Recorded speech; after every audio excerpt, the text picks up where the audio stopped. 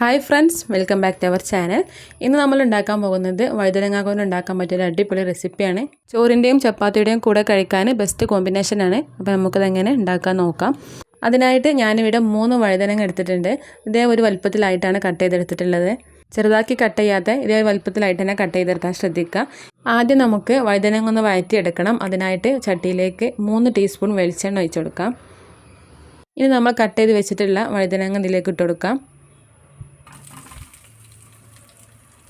ഇതിന് കൂടെ തന്നെ ഇതിലേക്ക് ആവശ്യമായിട്ടുള്ള ഉപ്പും കൂടി ചേർത്ത് കൊടുക്കാം.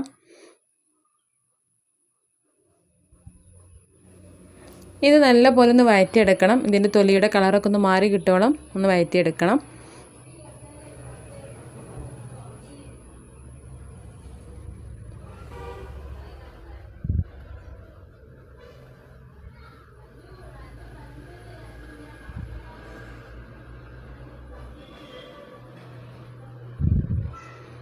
അപ്പോൾ ഇതിൻ്റെ തൊലിയുടെ കളറൊക്കെ ചെറുതായിട്ടൊന്ന് മാറി കിട്ടിയിട്ടുണ്ട്. ഇത് കോരി മാറ്റാം. ഇനി ഈ ചട്ടിയിലേക്ക് 2 ടീസ്പൂൺ വെളിച്ചെണ്ണ കൂടി ഒഴിച്ചു കൊടുക്കാം. 1/2 ടീസ്പൂൺ കടുക് ഇട്ട് കൊടുക്കാം.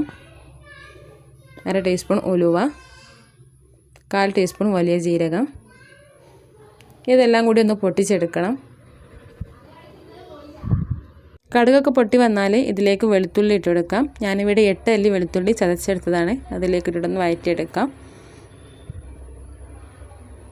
ഇതിൻ്റെ കൂടെ തന്നെ കുറച്ച് കറിവേപ്പിലയും കൂടി ചേർത്ത് കൊടുക്കാം.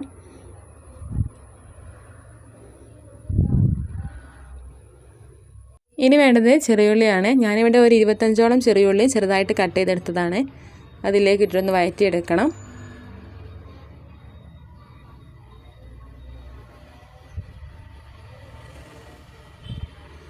ഈ ഉള്ളിയുടെ കളർ ചെറുതായിട്ടൊന്ന് മാറി വരണം. അതുവരെ നമുക്ക് വഴറ്റിയെടുക്കാം.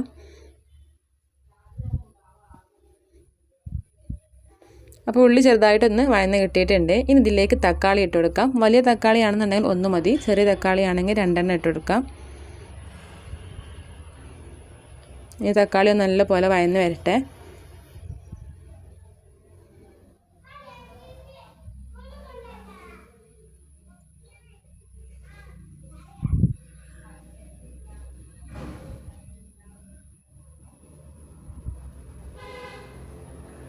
അപ്പോൾ തക്കാളിയൊക്കെ ചെറുതായിട്ടൊന്ന് വഴന്ന് കിട്ടിയിട്ടുണ്ട്. ഇതിലേക്കുള്ള മസാലകൾ ചേർത്ത് കൊടുക്കാം. അതിനായിട്ട് 1/4 ടീസ്പൂൺ മഞ്ഞൾപ്പൊടി, 1 ടീസ്പൂൺ മല്ലിപ്പൊടി, 2 ടീസ്പൂൺ മുളക് പൊടിയാണ് ഇട്ട് കൊടുക്കുന്നത്.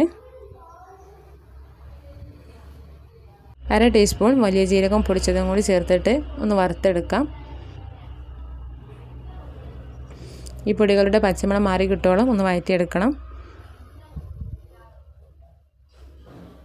ഇനി ഇതിലേക്ക് വേണ്ടത് പുളിവെള്ളമാണ്. അപ്പോൾ കുറച്ച് ഒരു നെല്ലിക്ക വലുപ്പത്തിലുള്ള പുളി പിഴിഞ്ഞെടുത്തതാണ്. ആ വെള്ളം ഇതിലേക്ക് ഒഴിച്ചു കൊടുക്കാം.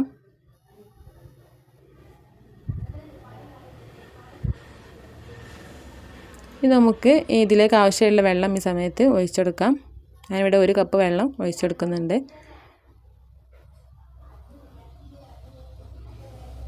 നല്ലപോലെ മിക്സാക്കി എടുക്കാം.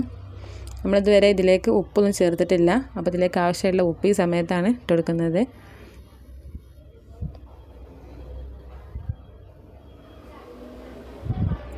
ഇനി നല്ലപോലെ തിളച്ച് വരട്ടെ. ഈ സമയത്ത് നമുക്ക് ഉപ്പൊക്കെ ചെക്ക് ചെയ്ത് നോക്കാം.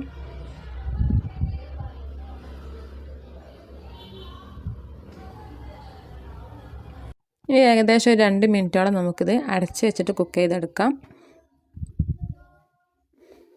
ഇപ്പോൾ 2 മിനിറ്റ് കഴിഞ്ഞിട്ടുണ്ട്. തുറന്ന് നോക്കാം.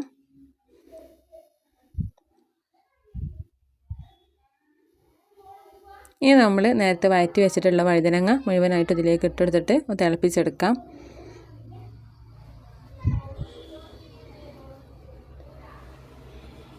നല്ലപോലെ മിക്സാക്കി എടുക്കാം.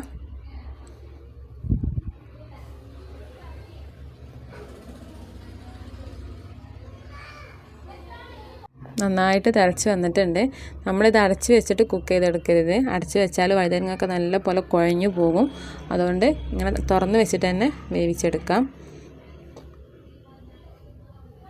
ലോ ഫ്ലെയിമിൽ വെച്ചിട്ട് ഒരു 2 മിനിറ്റ് നേരം മാത്രം കുക്ക് ചെയ്തെടുത്താൽ മതി.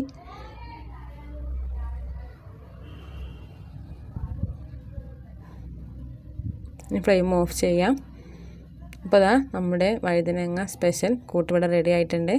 അപ്പോൾ നിങ്ങളെല്ലാവരും ട്രൈ ചെയ്ത് നോക്കുക. നല്ല ടേസ്റ്റാണ് കഴിക്കാനായിട്ട്. ചോറിൻ്റെയും ചപ്പാത്തിയുടെയും കൂടെയൊക്കെ ബെസ്റ്റ് കോമ്പിനേഷനാണ്. വീഡിയോ ഇഷ്ടപ്പെട്ടാൽ ലൈക്ക് ചെയ്യുക, ഷെയർ ചെയ്യുക, സബ്സ്ക്രൈബ് ചെയ്യുക. അടുത്ത വീഡിയോയുമായി വീണ്ടും കാണാം. താങ്ക്